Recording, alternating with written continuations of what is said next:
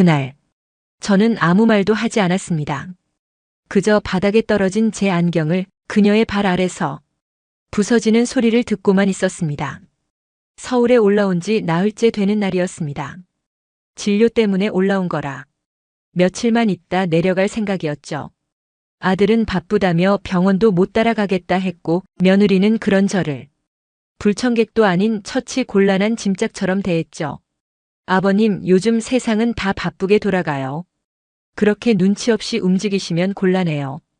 그녀의 말투는 늘 정제돼 있었지만 그 안엔 항상 차가운 경계심과 불편함이 묻어 있었습니다. 그날도 단지 안경을 옆에 두었을 뿐이었습니다. 그녀는 못 본 척 그대로 걸어왔습니다. 그리고 밟았습니다. 제 안경을. 단단한 발이 플라스틱 프레임을 찢는 소리. 그 찢어지는 소리가 제 안에서 뭔가를 확실히 깨뜨렸습니다. 그 순간 저는 깨달았습니다. 이 집에서의 제자리는 없다는 것. 그리고 그녀가 모르는 저의 이름을 다시 꺼내야겠다는 것. 나는 단순한 늙은이가 아니었습니다. 누군가에게 잊혀질 사람이 아니었습니다. 그래서 그날로 저는 제 이름을 찾기로 했습니다. 안녕하세요. 40 이후 사람 공부입니다. 오늘도 찾아와 주셔서 감사합니다. 구독과 좋아요 눌러주시면 이런 이야기를 더 많은 분들과 나눌 수 있습니다. 서울에 올라온 건 순전히 병원 때문이었습니다. 지방병원에서 큰 병원으로 의뢰가 넘어갔고 검사 일정이 이틀 간격으로 잡히는 바람에 어쩔 수 없이 아들네 집에 며칠 머물기로 했죠. 그냥 호텔 잡으세요, 아버님. 요즘은 다 편해요. 며느리의 첫마디였습니다. 아들이 어색한 웃음으로 끼어들었죠. 아, 당신도 참. 그래도 우리 아버진데. 그 웃음, 그 표정 하나하나에서 이미 모든 게 읽혔습니다. 방 한 칸 얻는데도 며느리는 한참을 정리하더군요. 침구는 꼭 세탁소에서 맡겨야 한다고 했고 아이 알러지 있으니까 아무나 쓰던 이불 안 돼요. 그 말이 대놓고 저를 향한 것임을 굳이 모를 필요도 없었습니다. 처음 며느리가 제게 한 말은 이거였습니다. 아버님, 신발 벗고 들어오실 땐 말씀 좀 하고 들어오세요. 카펫 더럽혀지니까요. 그 말에 제 발을 내려다봤습니다. 병원 가느라 반짝 닦아놓은 운동화였고 신발장 옆에 조용히 벗어뒀는데도 그녀는 들어온 방식이 문제였답니다. 저녁 식사 때도 자연스러운 대화란 없었습니다. 아들이 회사 이야기를 하면 저는 고개만 끄덕였고 며느리는 중간중간 은근한 시선을 던지며 말했습니다. 요즘엔 회사를 옮겨도 이직이라고 안 해요. 커리어 전환이라고 해요. 그냥 참고로요, 아버님. 그녀는 존댓말을 썼지만 그 말 속엔 늘 비꼼과 선긋기가 섞여 있었습니다. 제가 김치를 집으려다 젓가락을 떨어뜨렸을 땐 아무 말 없이 냅킨을 건넸습니다. 그러나 그 손은 떨리듯 빠르게 움직였고 입꼬리는 딱딱하게 굳어 있었죠. 아버지, 괜찮아요? 아들이 말은 그렇게 했지만 그 뒤엔 덧붙이지 않았습니다. 괜찮으세요, 아버지도 조심하세요도 없었습니다. 아무도 제게 무슨 약을 드시는지, 내일 병원 어디로 가시는지 묻지 않았습니다. 병원 갈 땐 혼자 택시를 탔고 진료 끝나고 돌아와도 집안엔 냉랭한 공기만 흐를 뿐이었습니다. 그렇게 이틀, 3일. 저는 그 집 안에서 자꾸 작아지는 느낌이 들었습니다. 거실 소파에 앉아 있다가도 누가 오면 자리에서 일어났고 물 마시러 주방에 가는 것도 왠지 모르게 조심스러웠습니다. 한 번은 밤에 화장실에 가려고 불을 켰다가 며느리 방에서 문이 벌컥 열렸습니다.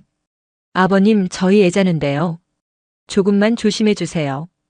밤에 불빛 때문에 애가 자꾸 깨요. 저는 그 말을 듣고 그대로 불을 끄고 손으로 벽을 더듬으며 화장실로 향했습니다. 그날 밤 저는 스스로에게 물었습니다. 내가 왜 여기 있지?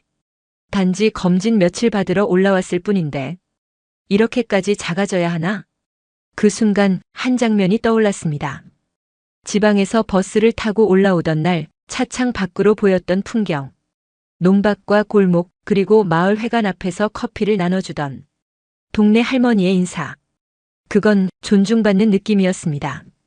하지만 이 집 안에선 단 한순간도 그런 감정을 느낀 적이 없었습니다. 단지 이 집에선 저는 짐이었고 처리해야 할 변수였을 뿐입니다. 그리고 전 알았습니다. 이 집에서 무엇을 더 바라는 건 부질없다는 걸요. 그날 저녁은 평소보다 조금 늦은 시간에야 식탁에 모였습니다. 아들은 회식 대신 일찍 들어왔고 며느리는 불만스러운 표정으로 아이를 씻기고 상을 차렸습니다. 오늘은 제가 좀 늦게 퇴근해서 국은 그냥 어제 거 데워드릴게요. 그 말에 아들은 눈치를 보고 고개를 끄덕였고 저는 말없이 숟가락만 들었습니다. 식사 중 아들이 툭 던지듯 말했습니다. 회사에서 이번에 신규 프로젝트에 사람 좀 뽑는데요. 아버지 예전처럼 기계 쪽 도면이나 설계 같은 거 지금도 관심 있으세요? 순간 작은 떨림이 있었습니다. 그 말 한마디가 내게 물 한 잔 건네는 것 같았습니다. 관심이야 있지. 내가 그쪽에서 오래 있었으니까. 요즘 기술은 좀 달라졌겠지만 기본은 똑같지. 원리라는 건. 그 말을 꺼낸 순간 며느리의 숟가락이 딱 멈췄습니다. 그리고는 고개도 안 들고 말했습니다. 이제 와서 뭘 아신다고요? 요즘 세상은 그렇게 안 돌아가요. 순간 공기가 확 변했습니다. 아들은 젓가락을 내려놨고 아이도 조용해졌습니다. 예전엔 예전이고 지금은 지금이에요. 도면이요? 요즘은 다 3D 설계고 소프트웨어로 다 돌려요. 그냥 아버님은 쉬시는 게 나아요. 그녀는 말하면서도 눈길 한 번 주지 않았습니다. 그게 더 뼈 아팠습니다. 아들은 아무 말도 하지 않았습니다. 그저 물컵만 만지작거렸죠. 식사가 끝나자 며느리는 상을 치우며 작은 한숨을 내쉬었습니다. 요즘은 자기가 뭘 잘못했는지도 모르는 사람이 제일 무서운 법이죠. 그 말은 누구에게 향한 것인지 더 묻지 않아도 알 수 있었습니다. 저는 그 자리에 앉은 채 숟가락을 내려놓지 못했습니다. 그러다 조심스럽게 안경을 벗고 닦으려고 일어났습니다. 안경을 식탁 옆에 잠시 내려뒀는데 그 순간 며느리가 물컵을 가지러 돌아서며 무심코 발을 내딛었습니다. 찍! 뭔가 밟히는 소리. 아, 뭐야 이거. 그녀가 고개를 숙이며 발 아래 깔린 제 안경을 봤습니다. 프레임이 한쪽이 찌그러졌고 렌즈가 살짝 빠져나온 상태였습니다. 저는 다가가 무릎을 굽혔습니다. 아, 그건 내 안경인데. 그 순간 그녀는 짜증 섞인 목소리로 내뱉었습니다. 아버님 안경이요? 그런 거나 좀 잘 챙기세요. 그게 왜 거기 있어요, 대체? 그 말에 내가 무슨 잘못이라도 한 듯 몸이 굳었습니다. 그녀는 그대로 물컵을 들고 주방으로 가버렸고 아들은 아무 말 없이 휴대폰만 내려다봤습니다. 나는 부서진 안경을 손에 쥔 채 식탁 옆에 쭈그려 앉아 있었습니다. 그 집에서 내가 가장 낮은 위치에 있는 사람이라는 걸 그 순간 절실히 깨달았습니다. 방문을 닫았습니다. 가만히 등을 기대고 섰는데 심장이 조용히 뛴다는 게 느껴졌습니다. 귀에선 아무 소리도 들리지 않았습니다. 아니, 들리고 싶지 않았는지도 모릅니다. 그날 저녁 며느리가 내 안경을 밟은 그 순간부터 모든 게 이상하게 어긋났습니다. 처음엔 그냥 사고려니 넘기려 했습니다. 하지만 그녀의 말투, 그 짧은 한마디가 날 바닥 끝으로 밀어넣었습니다. 그런 거나 잘 챙기세요. 그게 왜 거기 있어요, 대체? 잘못한 건 나였습니다. 그들 눈엔 언제나 그렇습니다. 눈이 나빠 안경을 놓은 것도, 눈치 없게 앉아 있는 것도, 심지어 그 집에 있는 것도. 내가 그날 가지고 있던 짐은 작은 가방 하나와 서울 큰 병원에서 받은 검사 일정표, 그리고 병원에서 받은 처방전뿐이었습니다. 며칠만 있다 내려간다고 했을 때 며느리는 눈도 마주치지 않았고 아들은 며칠이면 괜찮아 하며 애써 말끝을 흐렸죠. 이곳은 내 집이 아니었습니다. 그들은 나를 한순간도 가족이라 느끼지 않았습니다. 안경이 망가진 채 나는 흐릿한 시야로 방 안을 더듬었습니다. 가방을 열었습니다. 병원 서류 밑에 작은 봉투가 하나 있었습니다. 아내가 죽기 전에 제게 남긴 그녀의 손때 묻은 편지 봉투. 거기엔 내가 살아온 과거가 조용히 접혀 있었습니다. 나는 그 종이 한 장을 꺼냈습니다. 당신은 절대 작아질 사람이 아니에요. 무너진 기계도 당신 손에선 돌아갔고 무시받던 사람도 당신 앞에선 고개를 들었어요. 그러니 어딜 가든 당신 이름만은 잊지 마세요. 아내는 그렇게 적어뒀습니다. 조용히 아무 말 없이 나를 떠난 그 사람이 마지막으로 내게 남긴 말. 그 편지를 다시 접으려다 가방 맨 아래 깔린 작은 명패 하나가 손끝에 걸렸습니다. 박용태 기술사. 오래전 지방 공장에서 쓰던 내 책상 위에 있던 그것. 이젠 글씨도 바래고 모서리는 조금 깨졌지만 그 이름만은 여전히 내 것이었습니다. 나는 안경 없이 그 명패를 바라봤습니다. 흐릿하게 흔들리던 글씨들 사이로 묘하게 선명한 무언가가 가슴속에서 올라왔습니다. 내가 누구였는지 잊혀졌다는 생각에 몸이 떨렸습니다. 서울에선 아무도 그 이름을 부르지 않았고 아들조차 내 과거를 퇴직한 사람으로만 기억했으며 며느리는 내 이름을 단 한 번도 입에 올린 적 없었습니다. 그 순간 저는 마음속으로 결심했습니다. 내가 가진 시간은 아직 끝나지 않았다는 걸. 이렇게 며느리 발에 짓밟히듯 조용히 사라질 사람이 아니라는 걸. 나는 조용히 부서진 안경을 접었습니다.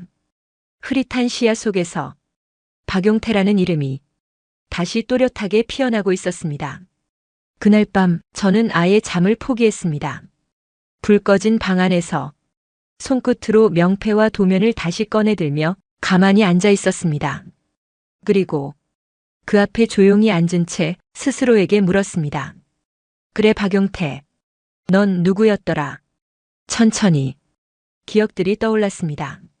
저는 지방 중공업 현장에서 기술반장으로 일했었습니다. 말단 기사로 들어가 20년 넘게 한 공정에 매달려 있었죠. 아무도 주목하지 않던 기계 한 대의 오류를 독자적인 구조로 다시 설계해냈을 때 본사에서 처음으로 제 이름을 불렀습니다. 박용태 기사 서울 본사에서 회의 요청이 있습니다. 그날 회의에서 제 도면은 본사 임원진에게 직접 설명되었고 몇 달 후 그 공정은 자동화 1등급 판정을 받았습니다. 그리고 저는 산업훈장을 받게 됐습니다. 그날 제 옆엔 아내가 있었습니다. 서울까지 올라오는 내내 아내는 다리 아프다며 투덜거리더니 상패를 받는 순간 조용히 손을 잡아주며 작게 웃었습니다. 이제 우리 이름이 남는 거예요. 당신 이름 작게 접혀지지 않게 잘 챙겨놔요. 그녀의 그 말이 왜 그리 또렷하게 떠올랐는지 모르겠습니다. 하지만 분명한 건 그 말이 지금 저를 다시 일으켰다는 사실입니다. 그 이후 은퇴하고 집에 머물며 텃밭 가꾸고 그렇게 살았습니다. 그리고 어느 순간 사람들이 제게 물었습니다. 아버님 예전에 뭐 하셨다 했죠? 공장에서요? 아, 그냥 그런 거요? 그냥 그런 거. 그냥 그런 사람. 그렇게 제 이름은 점점 잊혀졌습니다. 그런데 오늘 며느리의 발에 짓밟힌 그 안경 한쪽이 다시 그 이름을 꺼내게 했습니다. 이름조차 모르는 며느리. 기억조차 흐릿해진 아들. 그 누구도 박용태라는 사람을 기억하지 않았습니다. 그래서 결심했습니다. 이제 다시 내 이름을 걸고 살아보기로 했습니다. 누구에게 보여주기 위해서가 아닙니다. 단지 제가 저를 잊지 않기 위해서입니다.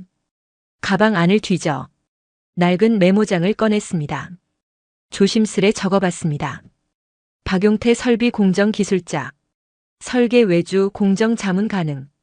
전화번호. 이름 석자를 적는데 그리 오랜 시간이 걸리진 않았습니다. 다만 그 안에 담긴 무게가 그 누구보다 저에겐 컸습니다. 손끝이 떨렸습니다. 하지만 마음은 단단해졌습니다. 내일 저는 이 집을 떠날 겁니다. 그리고 다시 박용태로 살아갈 겁니다. 그날 아침 저는 조용히 일어났습니다. 아들 방문은 닫혀 있었고 며느리는 여느 때처럼 아이 등원 준비로 분주했습니다. 저는 작은 가방 하나에 제 물건을 넣고 현관 앞에 섰습니다. 그리 무겁지 않았습니다. 며칠 전 올라올 때도 가벼운 마음으로 가져왔던 것들이니까요. 식탁 위에 짧은 메모 한 장을 남겼습니다. 종서가 걱정하지 마라. 건강하길 바란다. 아버지. 어떤 대화도 어떤 작별 인사도 없었습니다. 그저 조용히 현관문을 닫고 나는 그 집을 나왔습니다. 서울역 플랫폼에 앉아 기차를 기다리는 동안 문득 제 손에 들린 가방보다 가벼워진 마음이 더 생경했습니다. 이제야 다시 숨을 쉬는구나. 그 생각이 들었습니다. 몇 시간 후 익숙한 지방역에 도착했습니다. 기차에서 내리니 바람이 얼굴을 감싸왔습니다. 서울보다 한결 투박하고 덜 정돈된 풍경이었지만 그게 저는 편했습니다. 집으로 향하는 길, 낡은 담벼락과 낙엽이 내려앉은 골목을 지나 작은 대문을 밀었습니다. 다녀왔습니다. 아무도 없는 집에 오랜만에 건네는 인사. 하지만 이 조용한 집이 지금은 세상 누구보다 저를 환영하고 있는 듯 했습니다. 잠시 집안을 정리하고 저는 창고로 쓰이던 방 하나를 열었습니다. 그 안에는 예전에 쓰던 도면함, 낡은 설계도, 반듯하게 접힌 기술 자료들이 먼지를 뒤집어 쓰고 놓여 있었습니다. 그중 용태라는 이름이 선명히 찍힌 명패 하나. 그걸 들고 작업대를 닦아내듯 마음을 다잡았습니다. 며칠 뒤 마을회관에서 열리는 은퇴자 기술인 커뮤니티에 얼굴을 내밀었습니다. 박 기술사 오랜만이네. 아직도 손 놓기 아깝지? 나도 그래. 그 자리는 정 많고 말 많은 사람들 틈이었지만 다시 기술 이야기를 꺼낼 수 있다는 것만으로도 가슴이 뛰었습니다. 그날 모임에서 한 사람이 물었습니다. 요즘 고등학교나 지역센터에서 기계 설계나 기초기계학 가르칠 사람 찾는다던데. 박 기술사 관심 있으면 연락해봐. 저는 명함 하나를 받아들고 며칠을 고민했습니다. 망설임은 있었지만 다시 손을 움직이고 싶다는 마음은 점점 더 커졌습니다. 결국 담당자에게 연락을 넣었습니다. 기계 설계 쪽으로 학생들 실습 지도나 기초 이론 설명 정도는 가능합니다. 며칠 뒤 지역 청소년 직업센터의 실습실 한쪽 구석에서 제가 처음 수업을 시작하게 됐습니다. 아이들은 처음엔 낡은 셔츠 입은 저를 의아하게 봤지만 칠판에 정확하게 떨어지는 수치 계산, 도면을 그리는 손놀림 앞에서 서서히 시선을 바꾸기 시작했습니다. 선생님, 이 부분 구조 왜 이렇게 짜셨어요? 여기 곡선 말고 직선 쓰면 안 되나요? 기술이 낯선 학생들이지만 궁금증은 늘 생생했습니다. 그리고 지인의 소개로 외주 설계 한두 건씩 들어오기 시작했습니다. 컴퓨터는 익숙하지 않았기에 도면은 여전히 손으로 그리고 도표는 수기로 정리했습니다. 한 장 그릴 때마다 5번은 고치고 밤을 넘기는 날도 많았지만 피곤하지 않았습니다. 제 이름을 걸고 다시 일할 수 있다는 게 그저 기뻤습니다. 누구도 모르고 아무도 관심 가지지 않는 곳이었지만 박용태라는 이름은 조용히 묵묵히 다시 세상 속에 숨을 불어넣고 있었습니다. 그리고 그건 다음 막을 위한 시작에 불과했습니다. 그날도 마을회관 기술인 모임이 있었습니다. 지난번에 제게 외주를 소개해줬던 그분이 회의를 마친 뒤 조용히 말을 걸어왔습니다. 박 기술사, 혹시 유압 설비 관련해서 현장 설계 좀 봐주실 수 있겠소? 요즘 젊은 친구들이 창업한 공장인데 도면이 어설퍼서 사고 날 뻔했다더군. 저는 가볍게 고개를 끄덕였습니다. 며칠 뒤 그 젊은 대표로부터 직접 전화가 걸려왔습니다. 선생님, 소개받고 연락드립니다. 기계 설계 경험이 많으시다고 들었습니다. 저희 공장에서 혹시 도면 검토 좀 해주실 수 있을까요? 서울 말투의 젊은 목소리였지만 예의는 또렷했습니다. 저는 며칠 뒤 설계 도면을 받아 식탁 위에 펼쳤습니다. 설계는 어딘가 엉성했고 안전설비는 부품 간 간섭이 발생할 구조였습니다. 몇 가지 수정 포인트를 표시하고 그간 써왔던 개선안을 적용한 새 도면을 함께 첨부해 보냈습니다. 사흘 뒤 젊은 대표가 공장 앞까지 직접 찾아왔습니다. 눈에 띄게 흥분한 얼굴이었습니다. 선생님, 이 설계 정말 대단하십니다. 저희 팀 이거 보고 전부 놀랐어요. 현장에서도 바로 테스트했는데 에너지 손실률이 20% 가까이 줄었습니다. 그리고 그는 말을 이어갔습니다. 혹시 시간 괜찮으시면 간단한 인터뷰 촬영 가능하실까요? 저희 유튜브 채널이 있는데 이런 기술인 분들을 소개하는 콘텐츠를 하고 있거든요. 처음엔 고사했습니다. 이 나이에 영상에 나온다는 게 어색하고 민망했기 때문입니다. 하지만 그가 다시 말했습니다. 선생님 같은 분이 그냥 묻히는 게 아깝다는 생각이 자꾸 듭니다. 결국 공장 사무실 한켠에서 핸드폰 하나 달랑 놓고 짧은 인터뷰를 진행했습니다. 70대 설계 장인에게 배운다. 그런 제목이 달린 영상이 며칠 만에 조회수가 폭발적으로 늘었고 댓글에는 젊은 기술자들이 감탄과 존경의 말을 남겼습니다. 진짜 이런 분에게 배우고 싶다. 손그림 도면이 이렇게 정교할 수 있나? 연식 있는 기술자분들이 왜 소중한지 이 영상으로 알게 됐습니다. 예상치 못한 반응이었습니다. 저는 그냥 제게 맡겨진 일에 성실히 임했을 뿐인데 세상이 다시 제 이름을 기억하기 시작한 겁니다. 이후엔 기술 외주 요청이 조심스럽게 하나둘 들어오기 시작했습니다. 경량 구조물 설계, 소형 공장의 정비 시스템 검토, 그리고 기술 컨설팅 제안까지. 혹시 선생님이 특허 걸었던 그 기술, 지금도 응용 가능할까요? 그런 말까지 들을 줄은 몰랐습니다. 그리고 어느 날 한 기계 전문 매체에서 연락이 왔습니다. 박용태 선생님, 저희가 이번 호에서 대한민국 기술 1세대 특집 기사를 다루는데 혹시 인터뷰 가능하신가요? 저는 그때 처음으로 박용태라는 이름 석자가 공식 문서에 인쇄된 걸 봤습니다. 그날 밤 제 이름이 검색창에 오르내리는 걸 눈으로 직접 확인했을 때 가슴 깊은 곳에서 무언가 뜨거운 것이 치밀어 올랐습니다. 나는 사라지지 않았다. 그리고 그 모든 변화는 안경 하나 밟히던 그날 밤 흐릿했던 제 눈 속에서 다시 시작된 것이었습니다. 서울의 어느 저녁 고급 아파트 거실엔 조명이 반짝이고 테이블 위엔 세팅된 디저트 접시와 와인잔이 놓여 있었습니다. 자, 여러분. 오늘은 제가 직접 준비한 홈브런치예요. 이 조명 궁금해하신 분들 많으셨죠? 협찬은 아니고 제가 직접 산 겁니다. 저처럼 신혼 감성 좋아하시는 분들은 꼭 참고하세요. 며느리는 SNS 라이브 방송 중이었습니다. 카메라 뒤엔 아들이 말없이 노트북을 펴고 앉아 있었습니다. 그의 표정엔 피로가 가득했고 얼굴빛도 어두웠습니다. 며느리가 방송을 끄고 돌아서며 말했습니다. 당신 오늘도 또 그런 얼굴이야. 일은 일이지만 표정 좀 펴. 사람들 다 본다. 아들은 작게 한숨을 쉬며 말했습니다. 회사 요즘 분위기 안 좋아. 부장도 어제 사직서냈고 우리 팀도 구조 바뀔 것 같아. 그러자 며느리는 핀잔을 줍니다. 당신은 왜 항상 걱정만 해? 지금이 어떤 시대인데. 투자 좀 하고 재테크 해야지. 가만히 월급만 받으면서 불안해하지 말고. 며느리는 SNS에서 본 강의를 토대로 주식 투자를 시작했고 코인, 부동산 소액 투자까지 손을 뻗었습니다. 지금은 공격적으로 가야 할 때야. 남들 다 하는데 우리라고 못할 게 뭐 있어? 아들은 처음엔 반대했지만 계속되는 설득에 적금을 깨고 며느리에게 계좌 이체를 해줬습니다. 그래.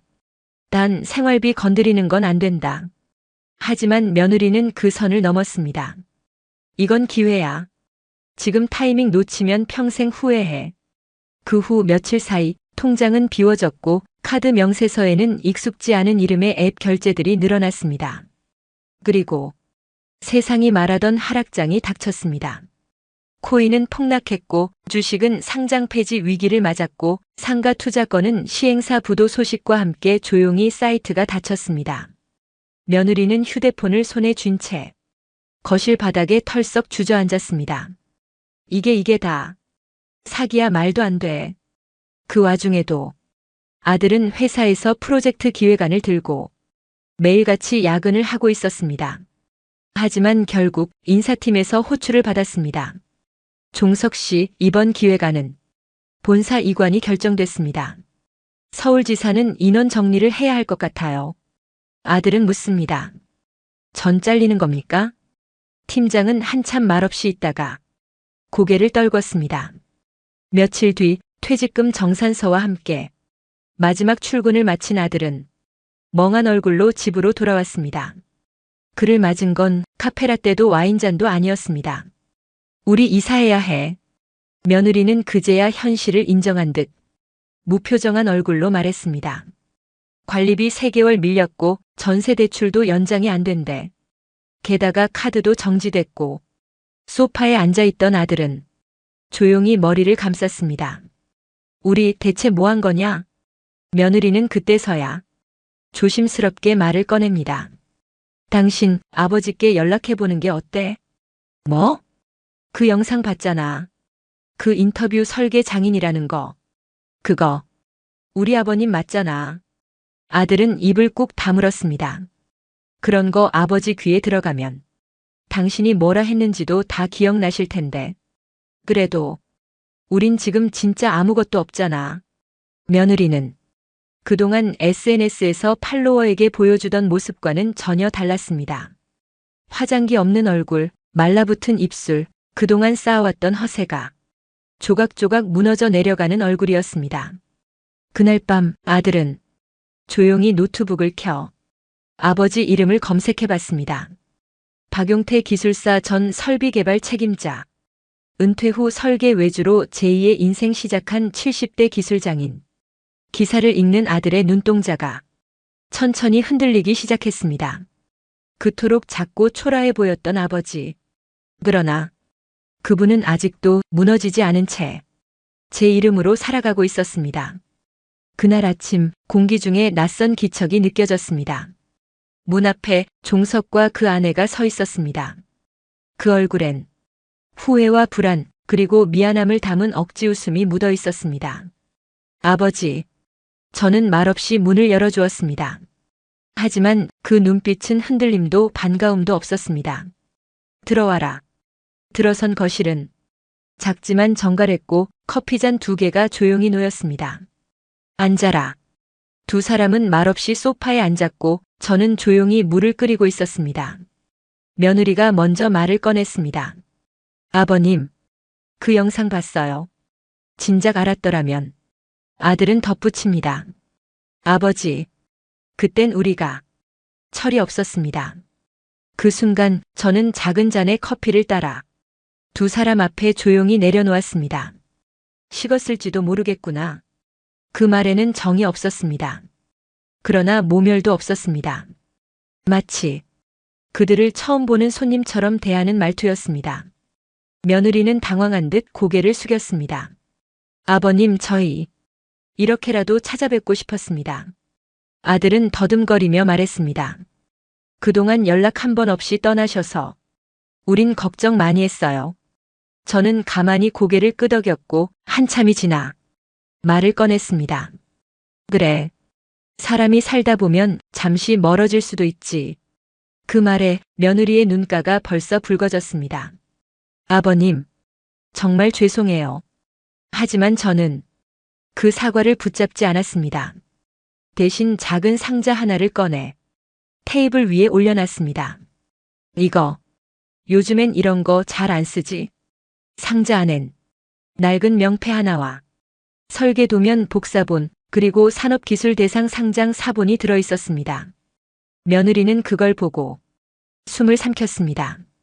이게 다 그냥 내가 누구였는지 기억하기 위해 들여놓은 것들이야. 저는 커피를 한 모금 마시고 말을 이었습니다. 사람이 잊히는 건 이름 때문이 아니라 자리를 잃어서야. 그 자리를 놓치면 사람은 보이지 않게 되지. 아들은 입을 때려다 입술을 꼭 다물었습니다. 침묵은 무거웠고 창밖의 바람 소리만이 방 안을 스쳤습니다. 내가 너희 집에 머물 때 내 자리는 어디 있었나? 생각해보면 그저 불편한 존재였던 것 같더구나. 며느리는 눈물을 떨구었습니다. 아버님, 그땐 정말 괜찮다. 저의 대답은 담담했지만 날카로운 칼날 같았습니다. 그래도 찾아와줘서 고맙다. 커피는 좀 쓰지? 그 말에 며느리는 고개를 끄덕이며 쓴 웃음을 지었습니다. 네. 아버님 손으로 내려주신 건 처음인 것 같아요. 그래. 처음이자 마지막일지도 모르겠구나. 그 말엔 묘한 여운이 담겨 있었습니다. 저는 그들을 환영하지도 않았고 쫓아내지도 않았습니다. 다만 자식이 아닌 손님으로 그들을 대우했습니다. 그 순간 아들은 어렴풋이 깨달았습니다. 그동안 자신들이 아버지를 어떻게 대했는지, 그리고 지금 어떤 감정을 돌려받고 있는지. 이 침묵은 비난이 아닌 기억이었습니다. 무시당했던 날들의 기억. 혼잣말처럼 되뇌던 박용태의 침묵. 그리고 지금 그 침묵이 정확히 되돌아오고 있었습니다. 방 안엔 마치 폭풍이 지나간 듯한 정적이 흘렀습니다. 커피는 식었고 두 사람의 눈빛은 점점 무거워졌습니다. 그때 제가 조용히 입을 열었습니다. 너희가 짓밟은 건 단순한 안경이 아니었다. 아들과 며느리의 고개가 동시에 들렸습니다. 그의 목소리는 낮았지만 한자 한자가 쌓인 세월의 무게를 짊어진 듯 했습니다. 그건 내가 40년을 일구고 피땀 흘려 쌓아 올린 내 인생이었다. 며느리의 입술이 파르르 떨렸습니다. 아버님 정말 죄송해요. 그 말에 저는 고개를 살짝 저었습니다. 그 사과는 지금 여기가 아니라. 저는 잠시 말을 멈췄고 그날을 다시 꺼냈습니다. 그날 안경 위에서 했어야 했다. 정확히 바닥에 밟혀 깨진 그 순간. 그 순간에 무심히 던진 말. 그런 거나 잘 챙기세요. 그 말이 이 남자의 마음에서 무엇을 부순 건지 지금에서야 두 사람은 조금씩 실감하고 있었습니다. 저는 말을 이었습니다. 사람이 늙는 건 괜찮아. 몸이 약해지고 기억이 흐려지고 그런 건 당연한 거야. 저는 창밖을 바라보며 담담하게 이어갔습니다.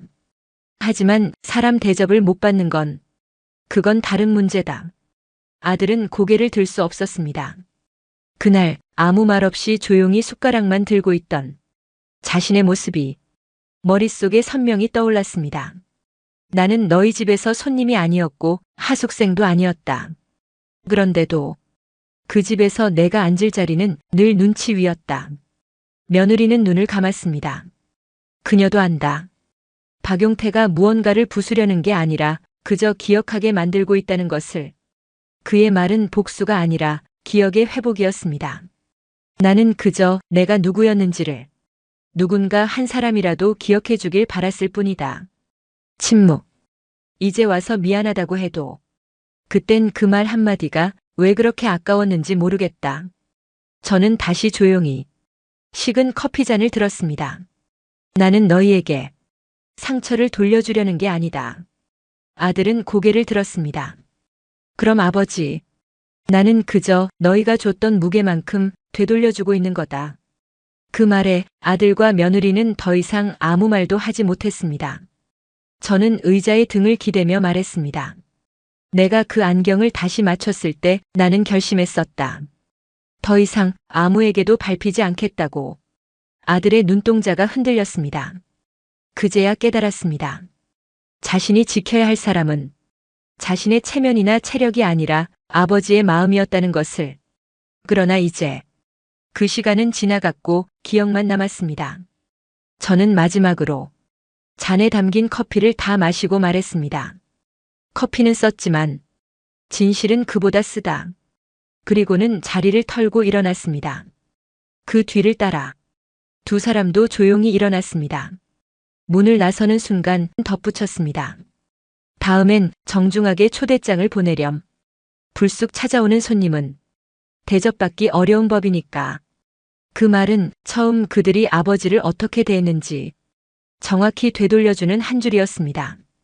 저는 문을 닫으며 가만히 속으로 중얼거렸습니다. 이제야 나는 내 이름을 지킬 수 있게 됐다.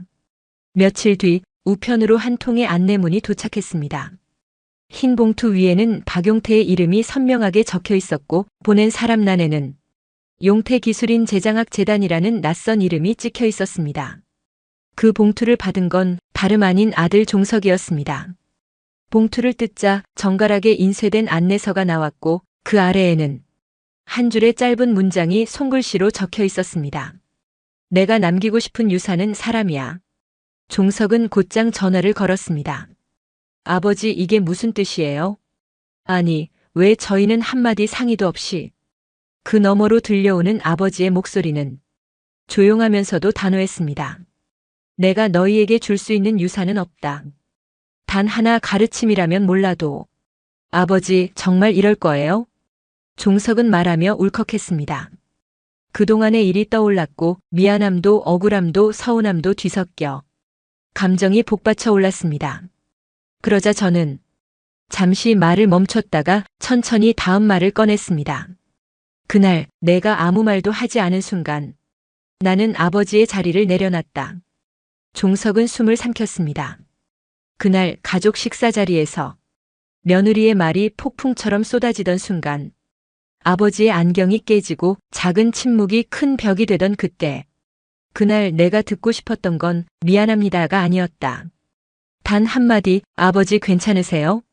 였어. 전화기 너머로 아무 말이 들리지 않았습니다. 저는 이어 말했습니다. 나는 너희를 미워하지 않았다. 그저 이름을 잃고 존중을 잃고 사람 대접조차 받지 못한 내 인생이 안타까웠을 뿐이다. 제가 설립한 장학재단은 지방공업고등학교와 기술대학을 대상으로 실기 기반 기술 인재를 위한 소규모 장학금 지급 프로그램이었습니다. 첫 해 수혜 대상자는 3명. 모두 어렵게 현장을 견디며 공부를 이어가던 학생들이었습니다. 그중 한 학생은 인터뷰에서 이렇게 말했습니다. 장학금도 고마웠지만 그분이 제게 했던 말이 더 기억에 남습니다. 너는 너 이름으로 설계도를 내라. 절대 남의 이름에 묻히지 마라. 그날 이후 박용태라는 이름은 온라인 설계 커뮤니티와 기술 블로그 그리고 은퇴자 기술 봉사단체 안에서 조용히 회자되기 시작했습니다. 하지만 그 이름은 더 이상 누군가의 아버지가 아닌 누군가의 스승, 누군가의 선배로서 남았습니다. 종석은 결국 그 장학재단 안내서를 들여다보며 말없이 눈을 감았습니다. 아버지가 내게 남긴 것은 돈이 아니라 부끄러움이구나. 그 후로 저는 종종 지방기술학교에 강연을 다녔고 마을회관에서 설계 기초를 알려주며 시간을 보냈습니다. 누가 물었습니다. 선생님, 가족은 안 보세요? 저는 웃으며 대답했습니다. 이젠 나를 존중해주는 사람들이 곁에 있으니 가족이든 아니든 그게 중요한가 싶네요. 그 웃음엔 쓴맛도 있었고 단호함도 그리고 잊지 않으려는 기억도 담겨 있었습니다. 그렇게 저는 이제야 자기 이름을 되찾은 사람으로 세상 속에 남게 되었습니다. 계절이 3번 바뀌었습니다. 종석은 그날 이후 아버지에게 연락을 하지 않았습니다. 아니, 솔직히 말하면 못했습니다. 통화 버튼 위에 손을 얹고 수없이 망설이기만 했습니다. 지금은 너무 늦었을까? 내가 아버지를 너무 깊이 다치게 한 걸까? 그러던 어느 날 아내가 말했습니다. 당신 오늘 무슨 날인지 알아요? 무슨 날? 작년 이맘때쯤이었잖아. 아버님 우리 집에서 나가신 날. 그날의 기억이 종석의 뒷덜미를 잡아채듯 차갑게 되살아났습니다. 입에선 아무 말도 나오지 않았고 그는 말없이 스마트폰을 들고 인터넷을 검색하기 시작했습니다. 용태기술인 제장학재단, 박용태 설계장인, 은퇴 후에도 설계도를 그리는 남자. 그렇게 찾은 주소는 익숙하고도 낯선 그의 고향이었습니다. 종석은 조용히 차를 몰았습니다. 아무 연락도 없이 찾아간 건 실례인 걸 알았지만 지금 아니면 다시는 용기를 낼 수 없을 것 같았습니다. 오래된 주택 대문 앞, 작은 화분들이 줄지어 놓인 현관과 그 옆 작은 문패 위엔 희미하지만 단정하게 적힌 이름이 보였습니다. 박용태. 종석은 숨을 골랐습니다. 그러곤 조심스럽게 벨을 눌렀습니다. 찰칵. 문이 열리고 그곳엔 하얀 작업복을 입은 아버지가 서 있었습니다. 어깨가 조금 더 굽었고 손등은 더 거칠어졌지만 그 눈빛만큼은 예전과 다르지 않았습니다. 아버지. 저는 잠시 아들을 바라보다 고개를 끄덕였습니다. 왔냐? 종석은 말없이 고개를 숙였습니다. 그리고 아버지 손에 조심스레 작은 상자를 내밀었습니다. 이거 그날 밟아버린 안경이었어요. 새로 맞췄어요. 똑같은 디자인으로. 저는 상자를 받지 않았습니다. 대신 한 걸음 옆으로 비켜서며 말했습니다. 밥은 먹었냐? 아무 말 없이 들어선 종석은 그제야 깨달았습니다. 그 한마디에 담긴 그래도 내 자식이라는 마음을. 잠시 뒤 작은 식탁 위엔 된장국과 김치 그리고 직접 담근 듯한 조기가 올라왔습니다. 종석은 수저를 들다 말고 조용히 말했습니다. 죄송해요.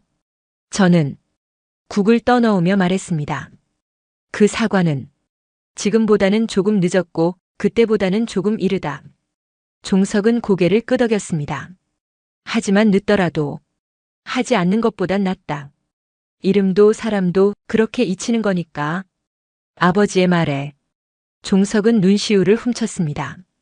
그날의 사과는 모든 걸 되돌리진 못했지만 적어도 그들 사이에 묻혀있던 말없는 시간의 벽을 조금은 허물어주는 시작이었습니다. 며칠 후 저는 다시 작업실로 돌아와 도면 위에 연필을 올렸습니다. 저는 여전히 자기 이름으로 설계도에 서명하는 사람이었습니다. 그리고 이제 그 이름이 조금은 가벼워진 것 같았습니다. 오늘도 마흔 이후 사람 공부와 함께 해주셔서 감사합니다. 이 사연이 여러분 마음에 작은 울림이 되었다면 좋아요와 구독 그리고 알림 설정 부탁드립니다. 다음 시간에는 또 다른 인생의 이야기로 당신의 하루에 따뜻한 동행이 되어 드릴게요. 감사합니다.